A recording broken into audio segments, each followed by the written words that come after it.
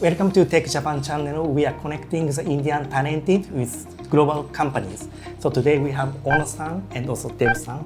My name is Kenji Arai.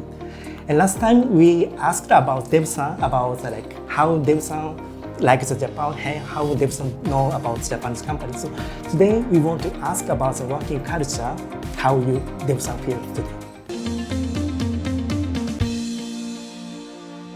So Deb-san, so we want to ask about the skill, like how you develop the skill and also how you develop the career plan in Japan. Please can you? Yes, sure. Thank you. I would be happy to talk about this. So I know, when the Indian students or Indian professionals are looking to go out of India, they're thinking, how we can develop the skills, what kind of career path I can build, if I go to that company outside India. So how I did this, it was nothing other than how we develop your skills in other countries actually.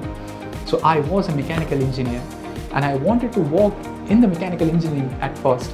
So I came here, I honed up my skills in refrigeration, in simulation, in CADing, and then other side, experimental and on nanotechnology as well. So I did develop my skills on that side, and then more and more I got to know about the industry, how the other companies are performing in this industry. And then I actually went to Accenture and started doing more research. As I was a management consultant, I was handling chemical companies, I was handling supply chain companies as well.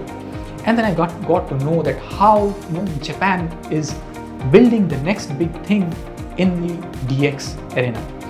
So Japan has a lot of high-tech infrastructure, a lot of the best quality machineries in the world. The Japan has the Six Sigma quality practices.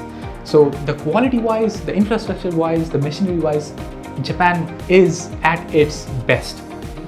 On the DX side, that's where the India and Japan collaboration comes into the picture. How our Indian friends, how our Indian seniors, how our Indian juniors can develop their skills in Japan is they can come, they can see the high-tech infrastructure, the machineries, the best quality machineries here in Japan, and take it to the next level in terms of DX. So Japan has a lot of opportunities for the development, for the AI, for the machine vision, and these kind of places. So it's kind of win-win situation. We get to learn the machineries, we get to learn the mechanical engineering, the chemical engineering, these kind of parts. And on top of that, we can bring our own suggestions, we can bring our own ideas and skills on DX. Yeah, thank you, Deb-san. So we understand about your skill, and also we are very happy to hear you cultivated your career plan in Japan. So we want to ask about maybe you have a lot of experience and working experience in Japan. Maybe you want to share to viewer how you felt or how you can share your feedback to the viewer. Thank you. The business manners. Yes. Well, yes. When you receive something from someone as a help, then saying thank you, arigatou gozaimasu, these kind of manners, it's just not business manners but human manners. So if we take these kind of business manners seriously and then we put our efforts into the work, then anyone around us will be more helpful, and the team culture, the team environment will be better and better day by day. So I have seen this firsthand, and I always practice these kind of business manners in my working environment as well. So it doesn't matter if it's a senior, if it's a junior, if I get a help, I say thank you, arigatou gozaimasu. When I'm coming out of the office, I say to people, thank you for today. We'll do our best tomorrow again. Otsukaresama desu. Ashita mo issho ni ganbarimashou. So these kind of phrases carries a lot of value, and that's how people want to work with you. You will make people around you work with you, and it's not just if you are a manager, if you want to go to a senior position. People sometimes feel difficulties working for someone, but if you can create an environment that people will be willing to work with you, then people will work with you. So these business manners are all around this world, but Japan has its own way. So yes, if you come to Japan, please look around how people are interacting, how people are greeting each other. Then from there, we can learn and we can implement the same thing. Yeah, thank you, Deb-san. So we understand about the business manner, and also we're very happy like you communication very well with the Japanese people, and also we enjoy communication in Japan. So maybe like some people and viewer also like, very excited to like working in Japan and also like living in Japan. But maybe talking about if people live in Japan, maybe people may concern about the language barrier because Japanese language is very like, kind of a particular language. So how do you manage, or do you think any concern if people who cannot speak Japanese once they come to Japan? How do you feel about that? Sure, thank you. And again, I get this question a lot. Can I work without the Japanese language? Yes.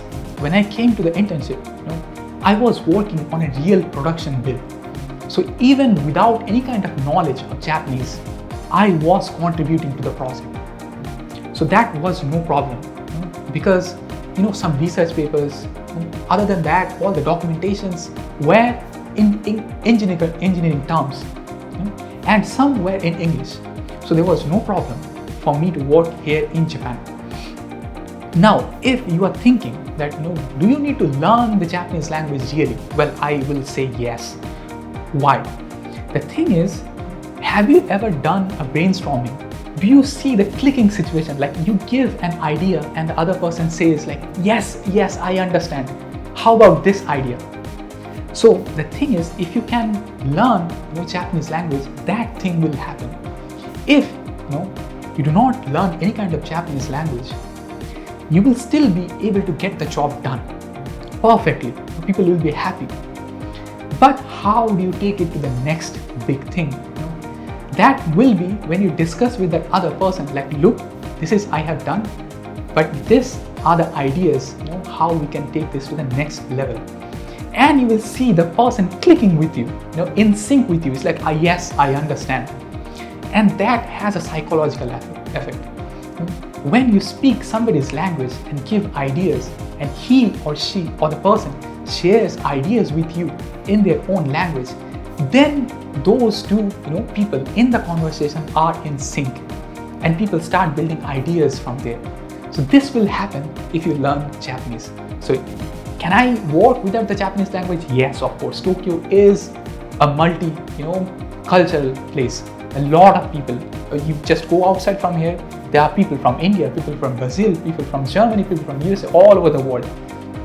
You go somewhere, all the notice boards and everything, it will be in English. You can have your life, you can walk around, your way here in Japan without even learning the language.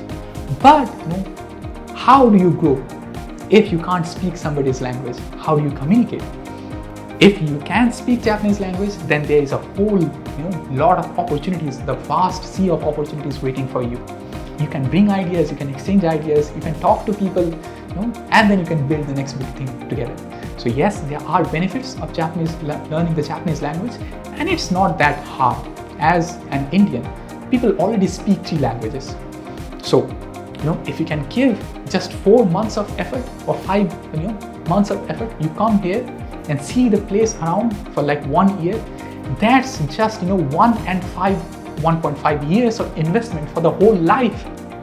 You still have around 30 years of life, or let's say 40 years of life ahead to live. It's just 1.5 years of investment learning a new language. It's not that a bad thing, is it? So it's a good investment. It will bring you a lot of joy and excitement in the workplace, and of course outside the workplace. Yeah, so thank you very much, Deb-san. It's definitely we get the motivation to get who want to come to Japan. Thank you very much again. So yeah, as a last message, maybe people get excited to work in Japan like by your message. So, but can you give some like message to the viewer, like if the people should prepare something that you get like more like happy or comfortable to work in Japan? Can you please some message? Sure, thank you. And again, I'm glad to share this with you. So, if you are coming to Japan, please understand that everybody respects here, everybody. So you will get a lot of respect, and you will have to give it back to people. So if you respect people, respect the culture, and then think how I can bring something new here for everyone's betterment, that would probably be the best idea living here in Japan. So Japan is the third largest economy, and I say again, this is not there for without any reason. So how people collaborate, how people build a team, how people respect each other in a team, and how people respect each other in the society, that has bring this country to this position. And when you come here in Japan, other than learning the Japanese language a little bit, if you can, please try to collaborate, please try to respect the people around you, and I'm quite sure the good things will come to you as a natural process.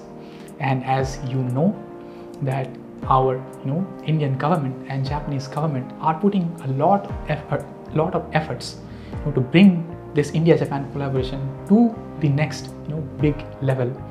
So Japan government has announced that around 50,000 people will be hired from India, be it in industrial research, be it in front-end and back-end development, be it in IT, be it in digitalization, like digital twin implementation for the factories, supply chain control towers and everything, and in the field of AI as well. So building new algorithms, putting it into work for the betterment of the society. So these kind of things are already in progress, and Japanese government, Japanese companies are putting a lot of efforts.